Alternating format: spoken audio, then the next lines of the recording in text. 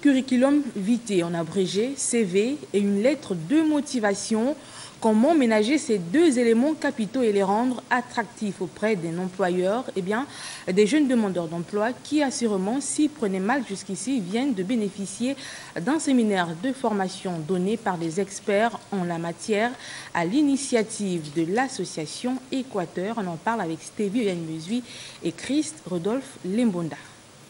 Si tout le monde condamne le taux de chômage élevé chez les jeunes au Gabon, 35% selon les statistiques de la Banque mondiale. Les raisons liées à la stagnation de cette courbe ne sont pas souvent toutes connues.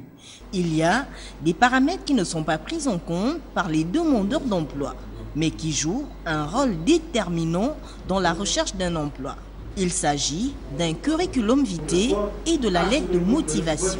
Nous sommes revenus sur les fondamentaux d'un CV, leur faire comprendre que c'est comme un produit, ils sont le produit et ils doivent trouver le moyen de pouvoir se vendre et se vendre le mieux possible. Et cela passe par un CV qui soit, attrayant, avec des informations synthétiques.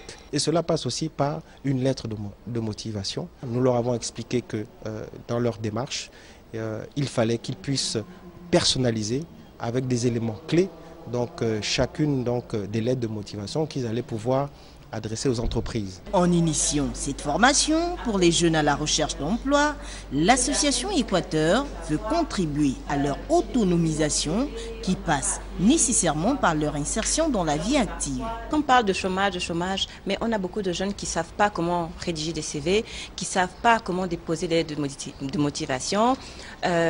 Les lettres de motivation ne sont pas forcément structurées, les CV ne sont pas précis.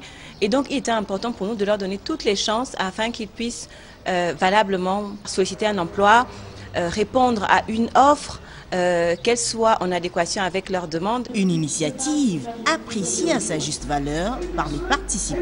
Avant, je ne savais pas être sélective. Or, maintenant, je sais qu'en fonction de l'entreprise, je devrais sélectionner mes stages pour savoir mettre en avant les compétences acquises tout au long de ces différents stages. En dépit du contexte économique actuel, marqué par une baisse d'activité dans plusieurs domaines, il n'en demeure pas moins que la diversification de notre économie laisse présager des lendemains meilleurs.